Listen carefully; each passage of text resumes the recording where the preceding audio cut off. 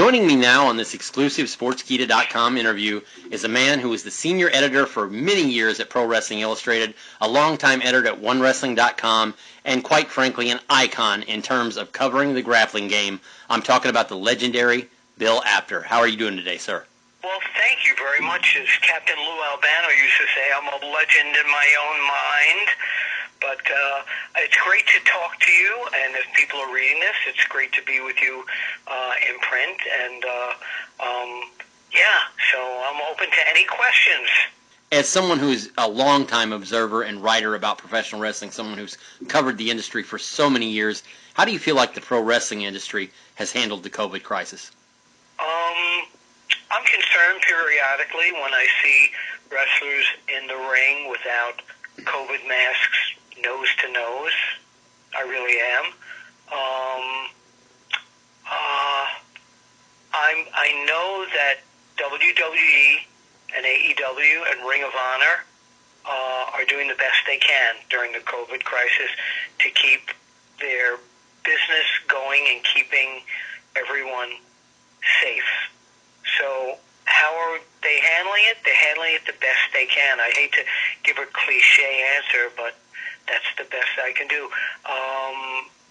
They're moving forward with plans for later on this year, and hopefully we'll all be able to get back to sitting next to our friends and family at wrestling matches around the world.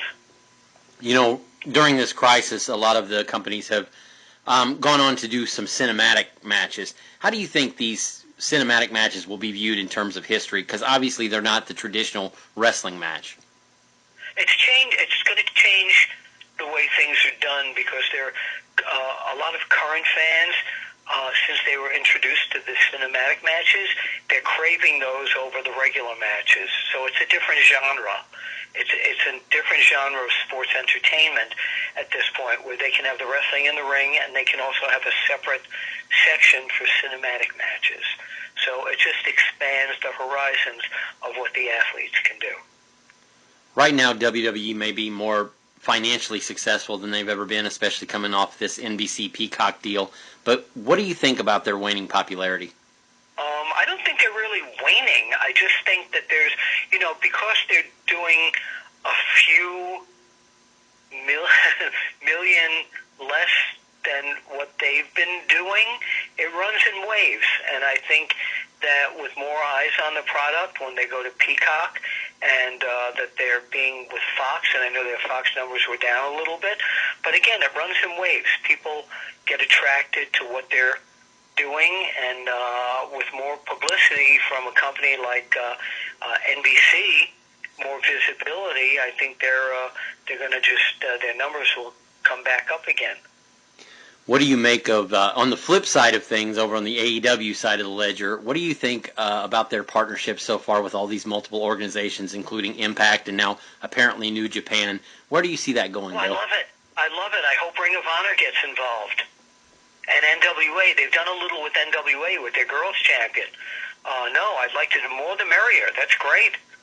I think it's fabulous. And a lot of when Kenta showed up recently, you could hear everyone watching AEW going like, holy, you know what. Yeah. And that's amazing. And I love the Wednesday nights because I love channel turning like I used to do with WCW and WWE. I think both of them have really good and exciting ring product. So I'm still a fan. I don't go out of my way, and I think you know this about my career, to criticize anything. Because I'm a wrestling fan. I like to watch it. You mentioned Ring of Honor earlier. You've obviously lived in the Philly area a long time where they sort of made their name. Ring of Honor's kind of fallen on a little bit of hard times the last couple of years. What's your take on their standing right now in the wrestling world? Well, I just did an interview that's on OneWrestlingVideo.com with Joe Koff, the COO of Ring of Honor. So I'm urging people to go and watch that interview because he talks about where they're going moving forward. And no, they're way far from being out of the picture completely. They got some very great athletes and great stories currently, and they're moving forward. I'm going to throw you 3 quick hits, and then I obviously want to talk about some other projects, and I want to talk about your book as well. But first of all, the first one is, in your mind, who is the best wrestler in pro wrestling today? Oh, my goodness. Anytime I answer those questions, I get grief from the other wrestlers. Well, that's why I did it to you.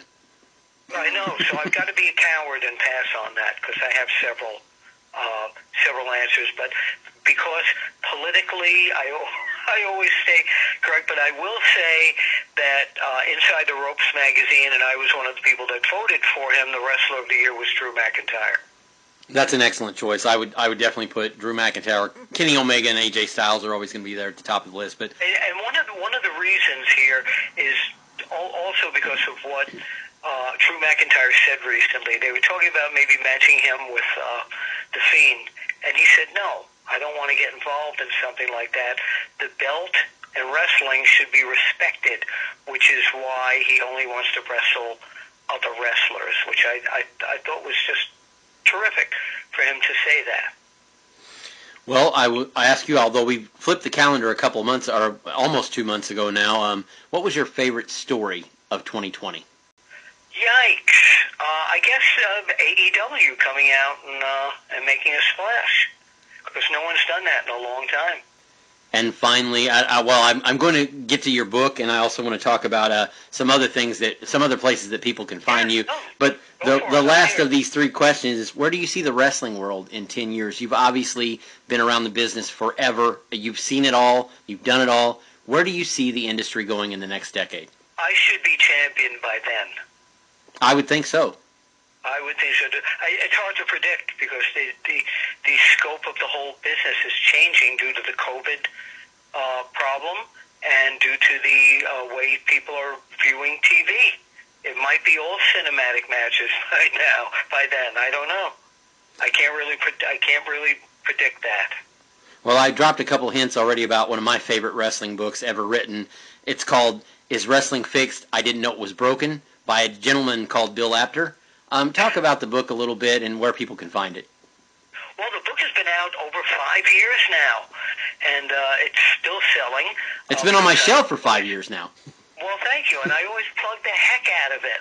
I'm never without plugging it 3 or 4 times per day.